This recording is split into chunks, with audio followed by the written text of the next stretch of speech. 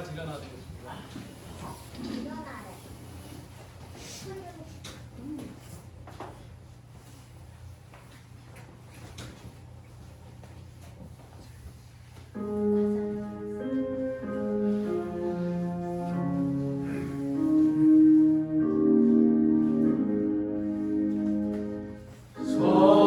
성부와 성자 성령 삼위께 영광 돌려보내세. 애초부터 이제까지 영영세무공토록 성삼위께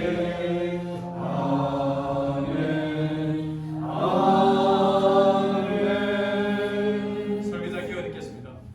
자비하시고 내려오신 하나님, 이 시간 저희들이 하나님의 거룩한 명령을 따라 이 날을 구별하여 주의 전으로 모여사오니 주님 약속하신 하늘의 거룩한 보혜사 성령을 우리 모두의 회중의 심령 위에 충만히 허락하여 주셔서 우리 모두가 거룩한 하나님의 말씀 앞에 접촉되게 하옵시고 그 말씀 앞에 우리를 굴복하는 귀한 이 한 시간으로 우리를 인도해 주시옵소서. 아멘. 사랑 많으신 예수님 성을 의지하여 간절히 기도드리옵나이다. 아멘.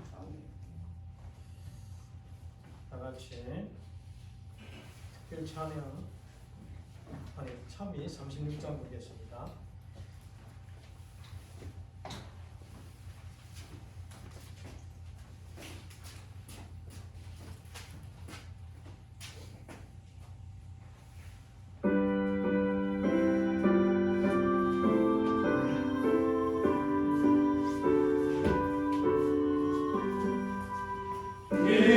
기뻐하며 경배하라 영광의 주 하나님, 주 앞에서 우리 마음 피어나는 꽃 같아. 죄와 슬픔 사라지고 의심 구름 거치니 변함없는 기쁨의 주 밝은 빛을 주신다. 땅과 하늘 만물 그리 주의 솜씨 빛내고 별과 천사 노래소리 끊임없이 그 높아. 물과 숲과 산과 골창 들판이나 바나나 모든 만물 주의 사랑 기뻐 찬양하여라. 우리 주는 사랑이요 빛과 진리 되시니 삶의 기쁨 샘이 되고 복된 안식 되신다. 아버지의 사랑 안에 우리 모두 형제니 서로 사랑하여 주께 기쁨 돌리세. 새벽별의 노래 따라 힘찬 찬송 부르니 주의 사랑 주이 되어 한맘 되게 하신다. 노래하며 행진하여 싸움에서 이기고 승전가를 높이 불러 주께 영광 돌리세. 영남 장로님께서 대표기도 맡아주시겠습니다. 사랑과 은혜가 풍성하신 저희들 아버지 하나님, 아멘. 또 귀한 안식일에 주의 성도를 보여주시고 또 주님 영광 홀로 받을 수 있는 이 예배를 드리게 하여 주심을 인하여 감사드립니다. 아멘. 이 곡에 함께 선교교회를 세워주시고 또 우리 동포들의 삶을 위하여 또 우리의 신앙을 위하여 교회를 세워주셨사오니 또한 감사드립니다. 또 이 교회의 양육을 위하여 오늘 주의 종을 모시고 주의 말씀을 펼칠 때 아버지께서 종의 입술에 능력을 부여하여 주시고 듣는 모든 주의 자녀들에게 성령의 교통하심이 있어서 말씀을 잘 이해할 수 있도록 도와주시옵소서. 특히 처음 참석하신 주의 자녀들이 있습니다. 아버지께서 소통하는 능력을 허락하여 주시고 한 식구가 되도록 주님 은혜를 베풀어 주시옵소서. 말씀 내내 주의 천사가 이 장소를 함께하여서 보호되게 하여 주시옵기를 예수님 이름으로 기도드려옵나이다. 아멘. 자, 우리 장로님을 모시고 계속하시는 시간이 되겠습니다.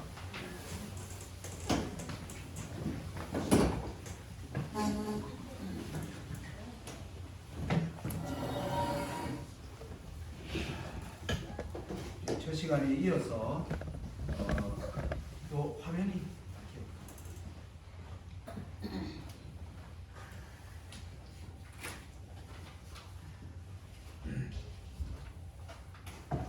자, 우리가 첫 시간에 뭐 여러 가지를 말씀드렸는데 여러분들이 꼭 기억해야 될 게 무엇일까? 우리가 지금 살아가는 시대를 하나님은 성경은 무엇이라고 말하고 있는가에 대하여 우리는 분명히 이해하고 살아야 된다. 왜냐?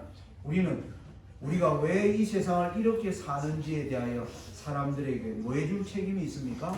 설명하고 세상을 경고해야 할 책임을 하나님이 우리에게 부여하신 것입니다. 그래서 이 일을 잘해야 우리가 하나님으로부터 착하고 충성된 종아라고 하는 하나님의 칭찬을 우리가 들을 수 있습니다. 그런데 우리가 코로나 지난 3년을 가만히 들여다보니까 이 코로나가 가지는 특징이 있더라는 겁니다. 지난날에 많은 전염병들이 있었지만은 이 코로나19가 보여주는 전염병은 다른 재앙들을 함께 수반해 오는 재앙입니다.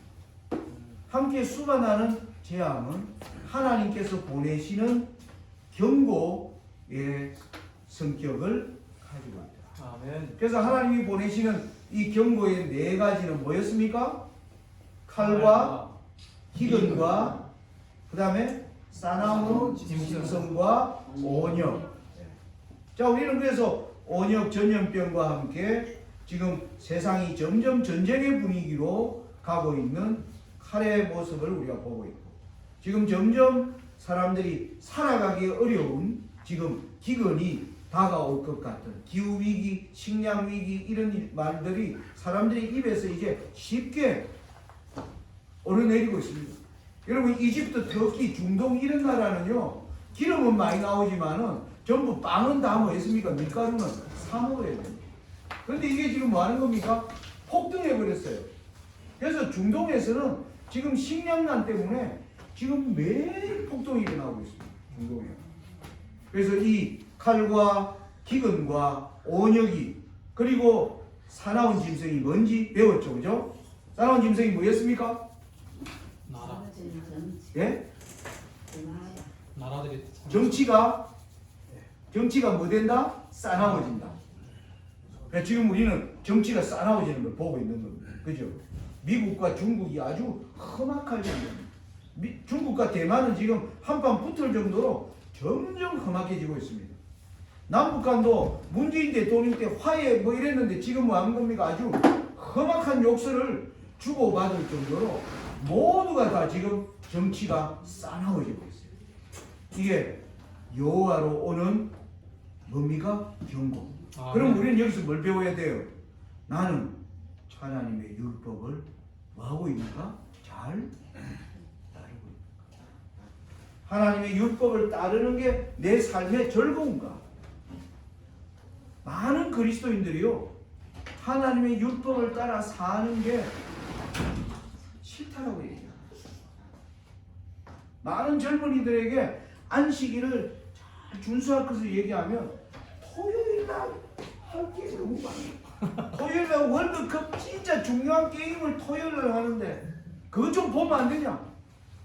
많은 사람들이 그런 시험에 여러분 최근에 월드컵 끝났잖아요. 월드컵 할 때 여러분의 모습이 어떻겠는지 한번 상상해 보시기 바랍니다.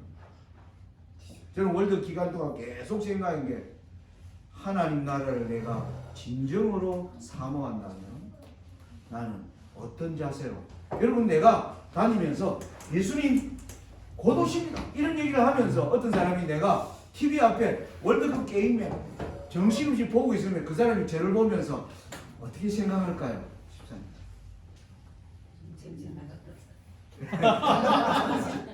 저 사람이 예수 임박하다는 것은 뭐다?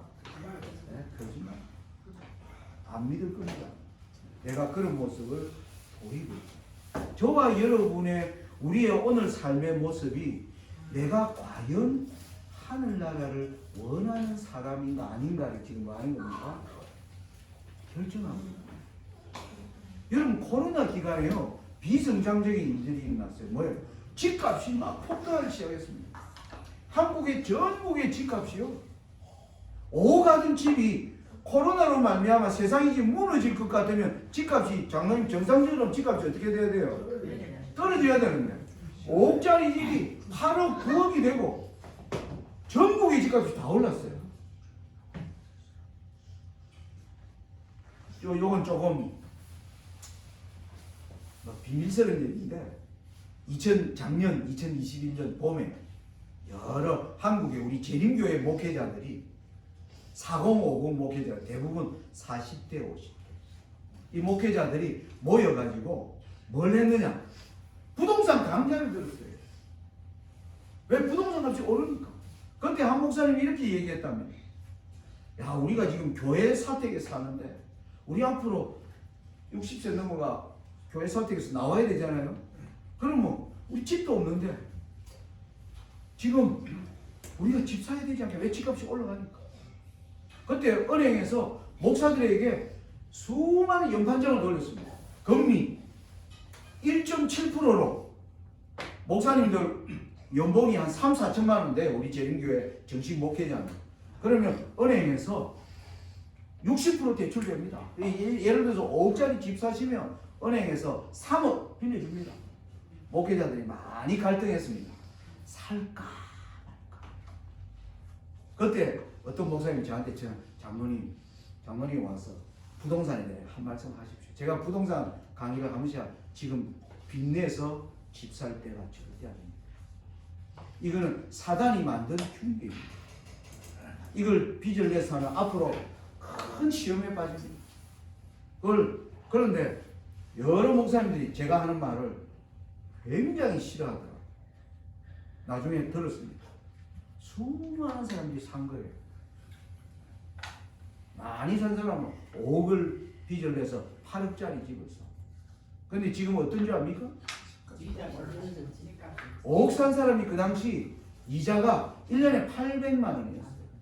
지금 이자가 얼마인 줄 압니까? 1600요? 3천만 원 가까이 5.7%로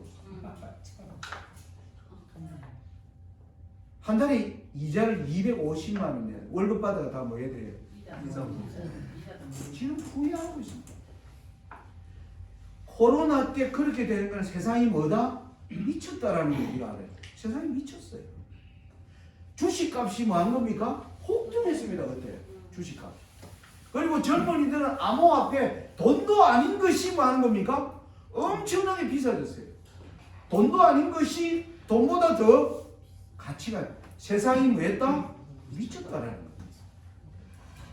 하나님이 주신 경고 앞에 세상이 겸손한 것이 아니라 세상은 아주 자기의 욕망을 따라 세상은 달려간다는 것을 우리가 보입니다.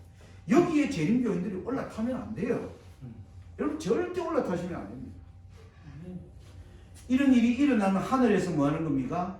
이 사람이 정말 하늘을 원하는지 안 원하는지 우리의 지금 삶의 모습을 통해서 보는 겁니까?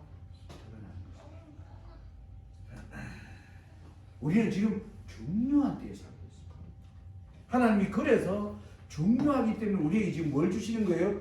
경고를 주시는. 아직 채찍은 안 들었어요. 경고입니다.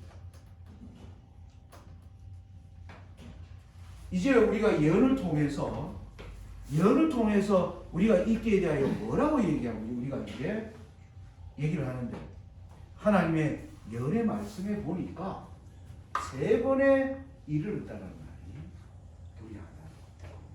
그러면 우리는 14장 7절에 이르렀다는 말은 잘 알고 있습니다. 1843년에 하늘에서 일어나는 하늘 조사 심판을 경고하기 위해서 하늘에 심판하실 시간이 이르렀다. 그런데 이 2번에 이르렀다는 말 무슨 뜻인가? 1시간에는 심판이 이르렀다. 어린 양의 혼인 기약이 이르렀다. 이것은 제가 내비게이션으로 얘기했잖아요. 점점 가까워지고 있는 것을 설명하고 있는 것이라는 거죠. 제가 얘기했죠. 역곡역 2번 출구 500m 앞. 정확히 그게 보이면 내가 오기는 바로 온 거예요. 근데 목적지를 찾으면 그때부터 뭐 하는 겁니까? 정신을 집중하고 우리가 뭐 해야 돼요? 연구해야 돼요. 예언도 마찬가지예요. 이르렀다. 이게 이르르면 뭐예요? 이제는 뭐예요? 집중해서 성경을 연구해요. 근데 사단은 뭐예요? 우리를 바꾸게 만드는 거예요. 돈벌이. 이 돈 되는 게 있는 겁니다. 그걸 쫓아갈 것인가? 아니면 내가 여기서 스탑하고 중요한 게 뭔가를 찾을 것인가? 여러분 정말 근데 제가 이런 설교를 하면요 교회에서 별로 안 반가워해요. 대부분은 많은 교회들이 이런 얘기를 듣기 싫어하는 거예요. 참 알려줍니다. 심각합니다. 자, 이제 우리는 성경으로 이걸 풀어나가는데 엘렌 G 화이트의 정언이 놀랍습니다. 엘렌 G 화이트는 하나님이 주신 우리에게 주신 예언의 영입니다. 말세에 이 말씀을 이 증거를 받는 사람들은 말씀을 더욱더 깊이 연구하고 깊은 깨달음을 갖도록 하나님 주셨는데 초기 문집이 280페이지에 우리 허영학 형제 한번 크게 한번 읽어주시기 바랍니다. 모든 사람이 운명이 생사간에 결정되었다. 예수께서 성소에서 봉사하시고 계시는 동안 죽은 의인들과 살아있는 의인들에 대하여 심판이 행하여졌다. 그리스도께서는 그분의 백성들을 위하여 대속하시고 그들이 죄를 도말하심으로 인하여 그의 왕국을 받으셨다. 그리고 왕국의 살 거민들이 결정되었다. 어린 양이 혼인이 이루어졌다. 예, 초기 문집 280페이지에 보니까 하늘에서 일어나는 일이에요. 지금 이 땅에서 일어나는 일이 아니고 하늘에서 모든 사람의 운명을 이제 결정하는데 죽은 의인들과 살아있는 의인들에 대하여 심판이 행해지고 그래서 거기에서 이제 영원히 살 사람들이 결정된 거예요. 그래서 그 사람들을 위하여 그분의 백성들을 위하여 대속하시고 그들의 죄를 도말하심으로 인해서 드디어 그들이 살 왕국을 이제 우리가 영원히 살아갈 왕국 새 예루살렘 성을 예수님이 받으셨다는 거예요. 이걸 어린 양이 뭐라고 얘기냐면 어린 양의 혼인이 이루어졌다 이렇게 표현한 거예요. 자 앞에 보니까 여러분 여기 어린 양의 혼인 기약이 이르렀고 라는 말은 하늘에서는 뭐가 일어났다는 겁니까? 하늘에서는 영원히 살 자들이 뭐 했다? 결정되었다. 결정되었다라는 것을 알리는 신호예요. 무슨 말인지 아시겠습니까? 자, 어린 양의 혼인 기약이 이랬단 말이에요. 이렇게 표현해요. 자, 그리고 대징투 427페이지에 엘렌 G 화이트에서 이렇게 얘기해요. 혼인은 그리스도께서 당신의 나라를 받으시는 것을. 여기 혼인의 신부가 저와 여러분이 아니에요. 어떤 목사님들이 지금도 그런 얘기합니다. 여러분, 예수님은 여러분의 남편이시고 우리는 예수님의 아내 신부입니다. 제가 어떤 목사님이 이렇게 설명하는 거 보고 제가 충격받았어요. 여러분, 좋은 신랑은 아내가 잘못해도 버립니까? 안 버립니까? 이렇게 묻는 거예요. 좋은 신랑은 남편 아내가 좀 잘못했다고 버릴까요, 집사님? 그러세요. 그래서 예수님은 좋은 신랑이기 때문에 우리가 잘못해도 다 뭐한다? 용서가 하늘로 데려가십니다. 제가 이렇게 설교하는 거 듣고 깜짝 놀랐습니다. 성경적 설교가 아닙니다. 성경 그렇게 말하지 않습니다. 여기에 이 혼인의 신부는요, 저와 여러분이 아니에요. 요한계시록에 보면 21장에 새 예루살렘 성이 신부입니다. 어린 양의 아내를 너게 보이다. 우리 성경 연관하면서 이거 찾읍시다. 제가 여기 없으니까 계시록 아까 혼인 계약이 이르렀다 그랬죠. 계시록 21장으로 가보겠습니다. 요한계시록 21장 9절과 10절입니다.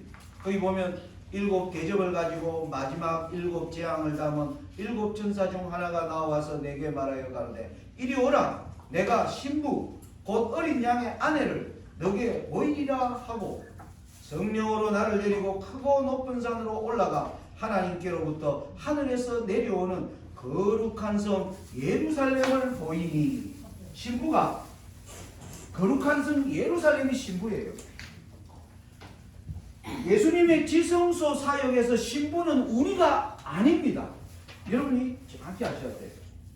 많은 사람들이 우리가 신부인 줄 알아요. 우리는 손님이에요. 손님. 여러분 열처녀 비유 아시죠? 신랑이 어디에 가는 겁니까? 신부집에 올 때가 되면 신랑이 안 오는 겁니다. 그래서 열처녀들이 뭐예요? 기다리다가 좋았어. 드디어 보라 신랑이로다. 그래서 뭐 했습니까? 덤을 하는데 기름이 없는 사람, 덤과 함께 기름을 가지고 간 사람입니다. 신랑과 함께 혼인집에 뭐로 들어가면 손님으로 들어간 겁니다. 무슨 말인지 아시겠어요? 우리는 손님이에요. 신부가 아니에요. 우리가 예수님의 아내가 아니라고요.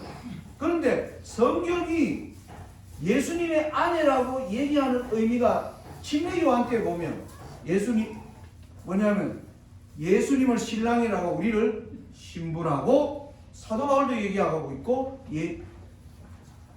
침례 요한도 그렇게 설교했습니다. 그건 무슨 말이냐? 여러분 결혼이 뭐예요? 결혼이 남자와 여자가 만나서 뭐예요? 한 몸을 이루는 거예요. 여러분 남자와 여자가 같습니까? 다릅니까? 전혀 다르죠. 전혀 달라요. 사람이라는 면에서는 같은데 남자와 여자는 전혀 다릅니다. 남자가 노력한다고 여자가 될 수가 없고, 그죠? 그래서 전혀 다른 두 사람이 만나는 것을 혼인이라고 해요. 우리가 예수님을 영접하는 것을 우리 그 예수님을 영접하는 상태를 우리를 신부라고 해요. 왜냐하면 우리는 육체를 가진 인간이 신성을 가진 예수님과 뭐 하는 거예요? 만나기 때문에. 그때 이거를 뭐로 설명한 겁니까? 혼인으로 설명하고 있어요. 우리가 복음을 받아들일 때 우리가 하나님의 신성에 뭐하기 때문에? 참여하기 때문에. 그때 예수님을 우리의 신랑이라고 그러고 그때 우리를 예수님의 정결한 아내 신부라고 얘기하는 것입니다. 그런데 영원한 나라를 얻는 마지막 대쟁투의 사역에 있어서의 신부는 우리는 신부가 아니에요. 이제는 거기에 그 자리에 자격 있는 손님으로 가야 됩니다. 그래서 마태복음 22장에 보면 손님이 꽉 찼다라는 얘기를 듣자 왕이 와서 뭘 검사해요? 그들이 입은 예복을 검사하는 손님으로 오는데 제대로 준비했는가? 그래서 예복을 입지 않은 사람은 뭐 한 겁니까? 내어 쫓는 것입니다. 그런데 아까 한 목사님이 우리 제인대 목사님이 그렇게 설교를 해요. 여러분 우리는 다 예수님의 아내입니다. 우리는 좋은 신랑을 모시고 계십니다. 좋은 신랑이기 때문에 우리가 좀 잘못한다고 예수님은 우리를 버리지 않습니다. 여러분 전혀 성서적이지 않은 것에 여러분 그런 설교들이 오늘날 가득합니다. 여러분들이 성경을 잘 연구하셔야 돼요. 그래서 엘렌 지 화이트는 여기 정확히 혼인은 그리스도께서 당신의 나라를 지키는 것. 우리는 아내가 되고 누구라고요? 손. 자, 근데 또 중요한 말씀이 초기 문집이 251페이지 이런 말씀이 있어요. 요 한번 같이 한번 읽어보겠습니다. 시작. 나는 예수께서 지성소에 계시는 동안 새 예루살렘과 결혼하신 것을 보았다. 예수님이 어디 계실 동안? 지성소에 계실 동안. 저는 이 주말 모험회를 한 번씩 갑니다. 가면 제가 어떤 분에게 질문을 하죠. 교인들에게. 예수님의 혼인식이 언제 있습니까? 그럼 어떤 사람들은 잘 몰라요. 그건 예수님, 어떤 사람은 그건 예수님 재림대가 아닙니까? 이렇게 질문하는 사람도 있고, 우리가 하늘 가서 이루어지는 게 혼인 아닌가요? 이렇게 또 대답하는 사람도 있고. 그런데 정확히 아시기 바랍니다. 어디에 계시는 동안? 지성소에 계시는. 자, 그러면 여러분 이제 이게 여기 내용이 요 내용이 어디에 계실 동안 있는 얘기입니까? 다 지성소에 계실 동안에 이르렀다는 말이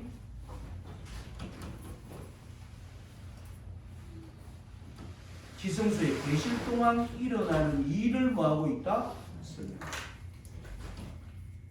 자, 그러면 이렇게 설명할 수 있는 겁니다. 심판하실 시간이 이르렀다는 말은 하늘 성소 정결의 시작을 알리는 거고요. 혼인 기약이 이르렀다는 말은 성소 정결이 마치는 때를 말하고 있습니다. 그러니까 우리가 어린 양의 혼인 기약이 이르렀다는데 가까이 갔으면 하늘의 성소 정결이 이제 끝나려고 한다라는 것을 알 수 있게 됩니다.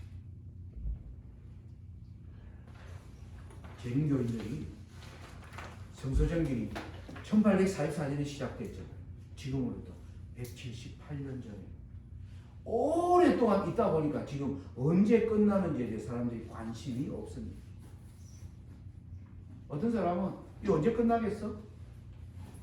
앞으로 50년이 있다고 지나겠어? 이렇게 생각하는 사람들이 많이 있습니다. 어떤 사람들은요 아예 관심이 없어요. 이제는 관심이 없습니다. 어떤 사람은요 이상구 박사처럼 성소 정결 그건 안식교는 그 이단이야, 거짓 가르침이야, 이렇게 믿는 분들도 많이 있습니다. 이게 우리가 처한 현실입니다. 그러면 나는 어떻게 믿고 이 시대를 살아갈 것인가에 대하여 저와 여러분이 깊은 생각을 가져야 합니다. 자, 그런데 여러분 이 내용이 다니엘 7장과도 관련이 있습니다. 우리 재림교들이 다니엘 7장을 잘 알잖아요. 여러분 여기 다니엘 7장 모르시는 분 혹시 계세요? 모르시면 우리 김연남 목사님 오늘 붙잡고 다니엘 7장 배우시고 가시기 바랍니다. 다니엘 7장은 예언의 가장 기본입니다. 다니엘 7장에 보면 앞에 하나님이 짐승을 보여줘요. 사자가 나오고요, 곰이 나오고요, 그리고 또 뭐예요? 표범이 나오고, 넷째 짐승은 강한 10뿔이 있는 넷째 짐승이 등장하고요. 그 이후에 작은 뿔이 등장합니다. 다니엘 7장에 이 사자, 곰, 표범, 10뿔 가진 짐승, 작은 뿔을 보여주고 난 이후에 9절과 10절에는 하늘의 광경으로 바뀝니다. 9절과 10절 한번 읽어볼까요? 여기 노란 글씨로 된 거 시작. 내가 보았는데 왕자가 보이고 율법적과 왕비산의 신비가 좌정하셨는데 그 옷은 희귀가 눈 같고 그 머리털은 깨끗한 양의 털 같고 그 보다는 물꽃이요 그 바퀴는 물 끓는 불이며 불이 강처럼 흘러 그 앞에서 나오며 그에게 수동하는 자는 천천히요 그 앞에 시시하는 자는 만만히요 심판을 베푸는 게 책들이 펴놓였다. 예.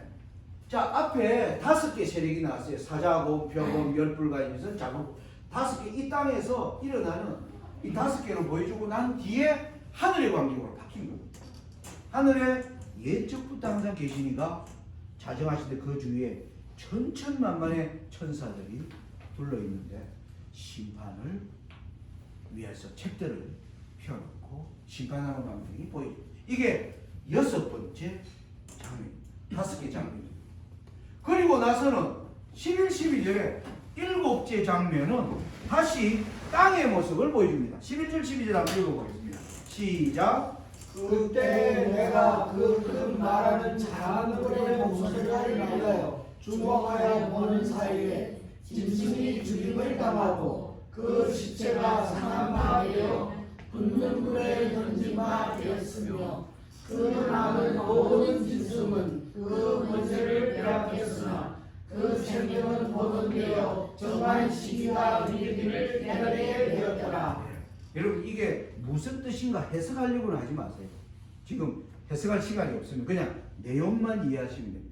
하늘의 광경이 보여지고 다시 아까 나왔던 이 짐승들, 남은 짐승들에 대하여 설명해 주는 겁니다. 그런데 짐승이 죽임 바 된 것 같는데 생명이 보존되어 정한 시기가 이르기를 기다리고 있는 장면. 이게 7번째 장면입니다. 자, 그리고 마지막 8번째 장면은 다시 하늘의 장면으로 바뀝니다. 한번 13, 14절 읽어보겠습니다. 시작. 내가 또 밤 이상 중에 보았는데 인자 같은 이가 하늘 구름을 타고 와서 예적부터 항상 계신 자에게 나와 그 앞에 있는데 그에게 권세와 영광과 나라를 주고 모든 백성과 나라들과 각 방언하는 자로 그를 섬기게 하였으니 그 권세는 영원한 권세라 옮기지 아니할 것이요 그 나라는 패하지 아니할 것이니라. 예, 인자 같으니 예수님이겠죠. 예수님이 나라를 하늘에서. 자, 여러분 땅의 5을 보여주고요, 하늘 보여주고, 땅 보여주고, 하늘 보여주고.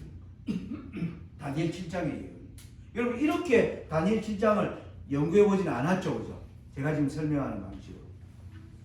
자, 우리 재림교회는 1798년 이전에 5 바벨론, 페르시아, 벨라, 로마 교황권을 하나님이 예언 가운데 설명하고 계시고 6번째는 하늘의 조사 심판이 이루어지는 광경, 그리고 7번째는 짐승이 때를 기다리고 있는 장면, 그리고 인자가 나라를 받는 광경으로 다니엘 7장의 예언이 주어져요. 자, 그런데 아까 대쟁투에서 혼인은 그리스도께서 나라를 받으시고 인자가 나라를 받는 게 바로 혼인이라는 것을 우리가 여기서 알 수 있죠. 자, 그러면 여러분 요 3가지가 요거와 관련이 있다. 아시겠습니까? 자, 보세요. 심판하실 시간이 되되 하늘에 진짜 심판이 이루어지잖아요. 그죠? 근데 18장 이거는 제가 설명 안 했습니다. 하여튼 일시간에 너 심판이 이르렀다가 요거와 관련이 있을 것 같아요, 지금. 근데 내가 설명을 안 드렸습니다. 요거와 관련이 있을 것 같아요. 왜? 요게 요거니까. 그래서 이 3가지가 보여주고 이것도 3가지가 보여주고 첫 번째와 이거 같고 요게 요거와 같으면 요게 요거와 말 거다? 같을 것 같이 우리가 지금 생각이 되는 거지. 맞아요? 자, 다 설명드렸습니다. 자, 그러면 이제 인자가 나를 어린 양의 혼인식이에요. 자, 그래서 이제 나라를 받는 것을 제가 어린 양의 혼인식이라 하면서 이 관련에 지금 문제가 이게 뭐냐? 이제 우리가 요 관계는 이해됐어요. 요거는 다 지성소에 있는 일이에요. 지성소. 이것도 지성소에서 있고, 지성소에서 있고. 그럼 이것도 지성소에 있을 때 일어날 사건일 거라는 생각이 드는데, 이거는 근데 하늘에서 일어난 사건이 아니고 땅에서 일어나는 사건. 무슨 말인지 아시겠습니까? 그 차이가 있어요. 여러분 이 차이를 분명히 이해하셔야 됩니다. 이해 안 되면 이해 안 된다고 손을 드십시오. 제가 다시 설명해 드릴 테니까. 다시 말씀드리면 다니엘 7장에 엘렌 조아이슨 얘기했습니다. 다니엘서와 요한계시록은 함께 연구해야 된다. 그 말을 자주 하셨습니다. 다니엘과 계시록은 함께 연구. 근데 우리가 보니까 다니엘 7장에 이 하늘에서 일어나는 일들 사이에 땅에서 일어나는 일이 있는데, 계시록 14장에도 이르렀다고 하는 이 심판하실 시간은 하늘에서 조사 심판을 하고 어린 양의 혼인계약은 하늘의 새 예루살렘을 받는 것이고, 다 하늘에서 일어나는 일 사이에 이 내용이 땅에서 일어나는 일을 어떻게 설명하려고 하는 건가? 라는 의문을 가지고 우리는 뭐예요? 성경을 연구해 봐야 된다. 라는 사실입니다. 자, 여기서 제가 아까 주기도문을 얘기했죠. 주기도문에 하나님 나라가 임하려면 뜻이 하늘에서 이룬 것 같이 땅에서도 이루어지리라. 여러분, 이 주기도문을 보시면 하늘에서 어떤 일이 일어나는지를 알기 위해서 하나님이 땅에서 일어나는 일을 뭐 해줘야 돼요? 보여줘야 돼요. 그래서 이 일에 관해서 우리가 연구하게 되면 하늘에서 어떤 일이 있는지를 우리가 뭐 할 수 있다? 영적으로 이해할 수 있다. 여러분, 하늘에 일어나는 우리가 가서 볼 수 있습니까? 예, 믿음으로 우리는 갑니다. 땅에서 일어나는 우리가 지금 뭐 할 수 있어요? 예, 목도할 수 있습니다. 이 차이라는 거예요. 자, 그런데 아까 계시록 18장에 심판이 이르렀다고 하는 그 심판의 주체가 이 짐승을 타고 있는 여자를 심판하는 관계로 계시록이 기록되어 있다. 여기 짐승을 타고 있는 여자. 그런데 이 계시록 17장에 보면 이 여자의 이마에 이름이 기록되었으니 비밀이라 큰 바벨론이라. 이 여자의 이마에요, 비밀이라 큰 바벨론이라 이렇게 써져 있다는 거예요. 계시록 11장 5절에. 계시록 11장 18절에 보면 너가 본 그 여자는 땅의 왕들을 다스리는 큰 성이라 하더라. 그래서 이 여자는 큰 성 바벨론 이라는 겁니다. 자, 그런데 계시록 18장 10절에 보면 심판이 이르렀다는 게, 누가 심판받는 게 이렇게 나옵니다. 그 고난을 무서워하여 멀리 서서 가로되 화 있도다 큰 성 견고한 성 바벨론이여 일시간에 너 심판이 이르렀다 하리라. 그러면 큰 성 바벨론이 심판에 이르렀다는 것을 설명하는 거예요. 이해되시나요? 큰 성 바벨론. 그러면 우리는 큰 성 바벨론을 구성하는 여자를 태우고 있는 짐승과 음녀를 뭐 하는 겁니까? 연구하면 이 이르렀다는 말이 우리에게 어떤 의미인지를 뭐 할 수 있다? 알 수 있다. 그리고 이걸 알게 되면 하늘에 지금 뜻이 어디까지 이루어졌는지를 우리는 뭐 할 수 있다는 거예요? 알 수 있도록 예언이 그렇게 기록되어 있다. 중요합니까? 근데 중요한데 아마 여러분들이 그렇게 연구해 보지 않았습니다. 제가 어디 가니 다 해본 사람들이 전부 처음 듣는 이야기라고. 그런데 아주 성서적입니다.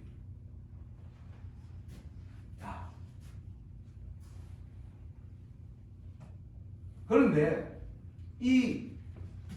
이들이 드디어 왜 무너지느냐 하면, 이 무너지기 위해서 큰 성 바벨론이 어떻게 구성되는가가 18장 1절부터 3절까지 이렇게 기록이 되어 있습니다.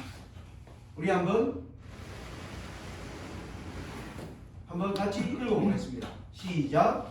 이 후에 다른 천사가 하늘에서 내려오는 것을 보니 큰 권세를 가졌는데 그의 영광으로 땅이 강하여지더라. 힘찬 음성으로 외쳐 이르되 무너졌다 무너졌다 크리스천 바벨론이여 귀신의 처소와 각종 더러운 영이 모이는 곳과 각종 더럽고 가증한 새들이 모이는 곳이 되었더라.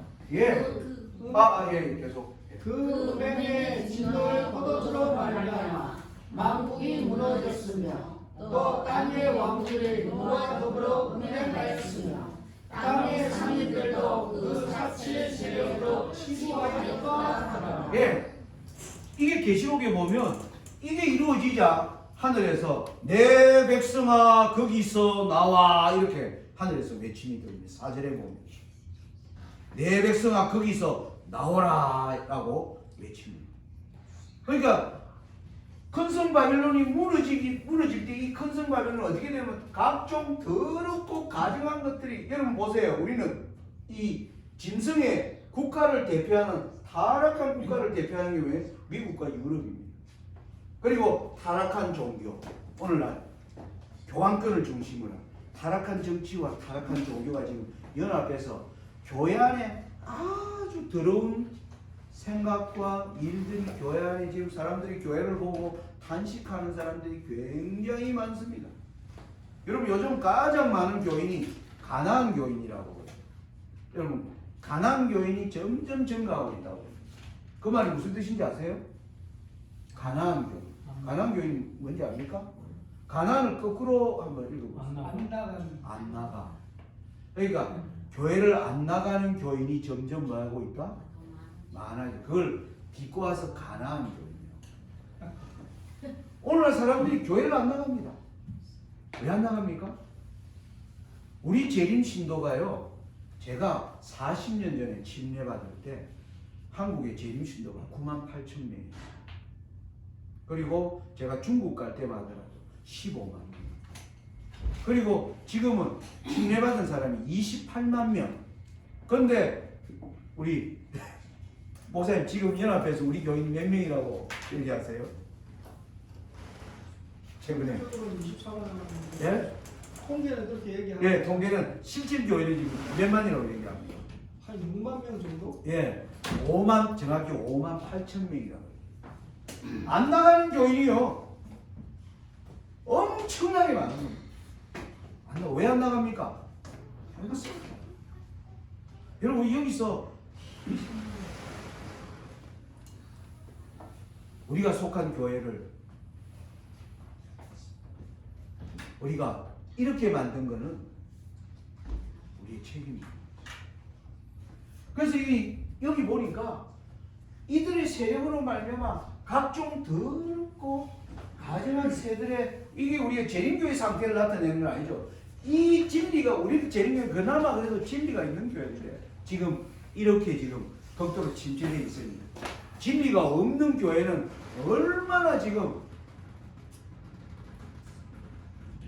악한 영들이 활동하는 곳이 되었는가 우리가 이해할 수 있는. 그런데 여기에 누가요? 여기 3절에 보면 땅의 왕들이 음행하고 땅의 상인들이 치부하려고 이들과 연합하면 큰성 바벨론이 뭐예요? 무너질 준비가 되는 것입니다. 여러분 그러면 여기 땅의 상인들, 이게 무슨 뜻일까? 자, 여러분 여기 지도를 보세요. 옛날 지금으로부터 2000년 전에는 아메리카가 있는 줄 몰랐어요. 그때 사람들은 이 지구가, 우리가 살고 있는 지구가 요런 요 정도라고 생각했습니다. 그 당시 상인들은요, 먼 바다로 가면 못 돌아온다고 생각했어요. 뭐가 있다? 낭떠러지가 있다. 그래서 그들은 육지와 육지 사이에 연결된 바다를요 다니면서 장사했습니다. 그런데 여러분, 땅의 상인들이 뭘 나타냈다? 어떤 상인들은요 중국을 가기 위해서 실크로드 비단길을 넘어서 들어옵니다. 여러분 14세기에 마르코 폴로라고 하는 이 이탈리아의 상인이 26살인가요? 27살인가 나이에 내가 중국 갔다 오겠다. 그래가 갔어요. 그런데 20년이 지나도 이 사람이 안 돌아오는 거예요. 왜? 그러니까 사람들이 어떻게 생각했을까요? 죽었을 때다. 왜? 지금처럼 전화가 있습니까? 그가 가가지고 아유 내가 이거 좀 바빠가지고 내가 좀 이따 갈게요. 이렇게 연락이 왔을까요? 안 왔죠. 연락할 방법이 없는 시대. 그래서 사람들이 다 그 마르코 폴로를 기억하는 사람들은 죽었을 거라고 생각해요. 그런데 그가 간지 17년 만에 44살 때 거대한 상인을 내리고 거대한 물건을 싣고 쫙 드디어 나타난 거예요. 나라가 난리가 났습니다. 그래서 뭐였습니까? 왕들이 이 사람들을 만나는데 다 몰려왔어요. 왜 이렇게 몰려왔을까요? 죽었다는 사람이 왔으니까. 예. 근데 그거보다 더 중요한 거는 거기 가서 뭘 봤을까? 왕들이 왜 여러분 땅에 지금으로부터 오래전에 상인들은 뭐냐면 세상의 변화를요 주도하는 사람. 세상의 변화를 알고 그걸 통해서 뭡니까? 엄청난 재산, 부를 얻는 사람들이 상인들입니다. 왜냐하면 세상 바뀐 걸 왕보다 먼저 알아요. 그래요, 안 그래요? 왕이 이 사람을 왜 만납니까? 야, 니 중국 가서 뭐 봤네? 왕은 몰라. 그러니까 왕이 이 사람을 만나서 뭐 하는 겁니까? 정보를. 그럼 이 사람이 제가 중국 갔는데 뭐 어쩌고 어쩌고 그러고 왕이요 제가 중국 갔는데 왕 이런 거 보셨습니까? 제가 거기서 진귀한 보물을 가져왔습니다. 왕이 맛보더만 이런 게 있었어? 여러분 이 상인들은 세상의 변화를 주도하면서 거기에서 엄청난 부를 얻는 사람이 땅의 상인들입니다. 무슨 말인지 아시겠습니까? 그래서 요한계시록 18장에 이 큰 성 바벨론에 땅의 상인들이 엄청나게 치부하는 일이 있을 것을 요한계시록 18장 3절이 기록하고 있는 것입니다. 자, 그러면 이게 우리 시대에 어떤 일인가 하는 겁니다. 여러분 코로나가 왔는데 다 문 닫았어요. 여기 회사도 문 닫고요, 여행업 다, 학교도 문 닫고, 교회도 문 닫고, 극장도 없어지고, 공연도 없어지고, 스포츠도 한동안 관중 없이 뭐 하는 겁니까? 희한한 스포츠를 했고, 자영업 하는 사람들, 장사하는 사람들 다 무너졌어요. 근데 이때 엄청나게 돈을 번 딱 한 부류의 존재가 있습니다. 누굴까요? 바로 디지털.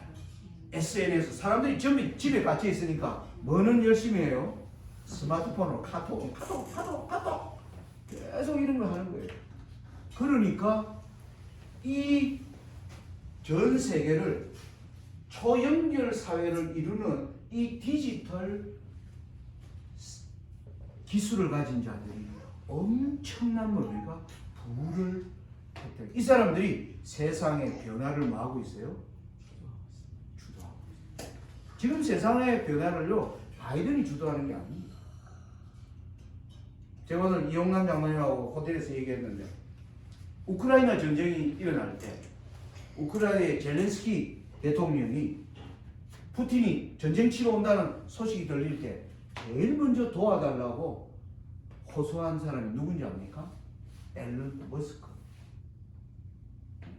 스타엑스, 이 스타링크라고 하는 이 회사를 가지고 있는 앨런 머스크에게 도와달라고 얘기했어요. 여러분 앨런 머스크가 지금 세계에서 인공위성을 달을 위성으로 삼아서 지구를 궤도로 도는 인공위성을 가장 많이 가지고 있는 사람입니다. 이용현 장관이 얘기하지 말고 우리 김영환 목사님 앨런 머스크가 지금 인공위성 몇 대 지금 띄워넣었을까요? 지구 위에. 모르겠습니다. 우리 혹시 허영아 형제 몇 대나 띄워놨을까요? 한 1000대 이상은 띄워놓지 않았을까요? 상당히 우리 이용남 장관님은 한 10대 띄었으니까 지금 나오고 그런데 형님 1000대라고 그러면 그냥 충격을 받았어요. 아주 근데 앞섰네요. 4,300대를 띄우고 있습니다. 4,300대. 그게 올 7월인데 지금은 더 쏘아가 거의 5,000대가 가면 될 겁니다. 근데 이 사람이 뭐라고 해요? 2025년까지 3만 대를 띄우겠다. 1년에 지금 만 몇천 대씩 막 내년부터는 막 띄우겠다. 이제 이 인공위성 띄우는 게 이 사람은 너무 쉬워요. 지금 몇 대를 띄우다 보니까 정말 우리나라 이번에 누리호 인공위성 발사하는데 거기를 발사시켜준 데가 바로 이 스타엑스에서 발사시켜요. 미국 국가에서 발사하는 것보다 이 앨런 머스크 회사가 훨씬 성공률이 높습니다. 지금 올리는 쪽쪽 다 뭡니까? 궤도를 도는 탁월한 사람이에요. 근데 젤렌스키가 이 사람한테 전화한 거예요. 우리 도와달라. 그래서 이 사람이 오케이 도와주겠다. 그러니까 자기 인공위성 3,700대를요 우크라이나에 집중시켜요. 그러니까 전쟁 중에도 뭐 하는 거예요? 그 사람들 스마트폰으로 다 전화 통화할 수 있는 거죠. 무슨 말인지 아시겠어요? 정보통신. 지금 우크라이나에서 일어나는 일을 우리가 1시간 전에 일어나는 일을 실시간으로 다 지금 소식을 듣고 있어요. 누구 때문에? 앨런 머스크가. 미국의 바이든이 할 수 없는 일이에요. 그러니까 지금 세상을 주도하는 세력들이 누구인가가 땅의 상인들이 등장을 했습니다. 여러분 제가 하나 예를 드는 게 지금 이런 SNS를 주도하는 게 페이스북, 구글, 아마존, 애플 이런 전부 미국 기업들이에요. 전부 미국 기업들이에요. 이 기업들이 전부 디지털을 주도하고 있어요. 제일 유명한 애플 한번 보겠습니다. 애플이 여기 주식시장에 블룸버그 자료를 제가 받아온 거예요. 2018년 코로나 오기 전에요. 애플이 미국 주식시장의 시총 1조 달러였어요. 우리 돈으로 1200조.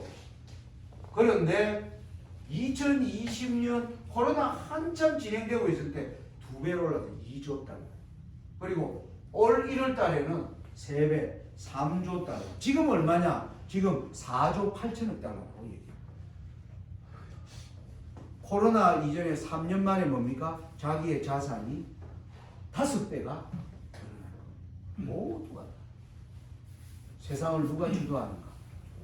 바로 이 주도하는 이 사람들. 그래서 우리는 이 사람들이 돈이 너무 많으니까 코로나로 사람들이 막 힘들어하는데 자기들은 달나라 여행 가는데 8박 10일에 얼마요? 648억 원 내고 오는 걸 우리는 신문을 통해서 보고 있는 이 사람들이 엄청난 부를 획득하고 있는 것을 우리가 보고 있는 이 사람들이 지금 세상을 주도하는 세력. 여러분 그들이 북한을 타켓으로 삼아서 무너뜨리려면 무너뜨릴 수 있습니다. 북한에 인공위성을 다 집중시키고요. 북한 인민들이 김정은이 사는 게 얼마나 화려하게 사는가를 쫙 다 쏘아준다면 북한이 막을 수 없습니다. 못 막습니다. 지금은 이 세력들이 그렇게 하고 있지 않기 때문에 세상은 마지막 큰 하나님의 복음이 환하게 비치는 이 모든 것을 열어가는 것은 바로 뭡니까? 이 디지털 망이 지금 전 세계를 우리를 감시하는 체제도 되지만은 전 세계 복음을 순식간에 뭐하는요? 확산시키는 역할을 이들이 하는 것입니다. 그래서 이들이 아까 음료와 뭐하면 이들이 음료와 음행하기 위해서 치부하여 되면 하나님이 내 백성아 거기서 나오라고 하는 외침이 들립니다. 그래서 우리는 지금 이 때가 무르익어 가는 때에 살고 있는 것입니다. 자, 그러면 여기에 이들의 일시간에 너 심판이 이르렀다고 하는 것은 드디어 어린 양의 혼인기약이 가까웠다는 것을 알리는 것입니다. 제가 어제 청량리에서요 역곡까지는 제가 딱 청량리에서 타자마자 역곡을 처음 왔기 때문에 딱 서서 역수를 시하려니까 22개 정거장이더라고요. 22개 한 1시간 달려갔습니다. 여태까지는 제가 느긋하게 눈 감고 생각하면서 왔어요. 드디어 역곡, 다음 역은 역곡입니다 할 때만 뭡니까? 저는 긴장. 왜? 목적지가 가까웠기 때문에. 하나님의 예언이 지금 심판의 때가 178년 동안 지체되고 있는 가운데 이게 이르렀다고 하는 말은 드디어 뜻이 하늘에서 이룬 것 같이 뜻이 하늘에서 이루어지고 있다. 뭐가 이루어져요? 영원히 살 사람들이 이제는 결정돼요. 이용량 장로님의 이름이 지금 오르락 내리락 하고 있다. 저의 이름. 어느 날 나의 이름이 불려지고 그러한 때에 우리가 지금 살고 있다는 것을 알아. 지금 우리는 엄숙한 때를 살고 있습니다. 제가 오늘 시간이 많이 지났기 때문에 오후에 잠깐 또 제가 이제 어떻게 우리가 준비해야 될 것인가를 좀 설명드리고 이 시간에 이제 이 말씀을 이제 아침 시간을 마치면서 우리 주기도문의 말씀을 다시 한번 생각해 보십니다. 하나님 우리에게 날마다 기도하면서 하나님 나라가 임하옵시며 나라가 임하려면 뜻이 하늘에서 이룬 것 같이 땅에서도 지금 땅에서 일어나는 일을 통해서 하늘에서 드디어 한 뜻이 이루어지고 있음을 우리에게 알리는. 그래서 우리가 지금 그 어느 때보다 말씀을 열심히 읽어요. 여러분들 다 중국 땅에 사시면서 지금 어떤 연유로 한국에 와 계시고 여러분들이 지난 20년, 30년, 40년을 다 추억하실 것입니다. 여러분들이 어떻게 이 복음을 받아들였습니까? 사회주의 국가에서 공산 치하에서 여러분들이 복음을 받게 된 것은 놀라운 기적을 여러분들이 그때 받을 때 여러분들이 정말 젊은이로서 내가 어떻게 살아야 되겠다 그 열심을 나는 지금 가지고 있습니다. 여러분 에베소 교회 하나님이 책망하는 말은 네가 첫사랑을 내가 너에게 말하노니 회개하여 네가 어디서부터 떨어졌는지 그것을 다시 기억하고 돌아와. 우리가 하나님의 그 부르심에 응답하는 여러분들이 되시길 바라면서 오전 말씀 마치겠습니다. 네.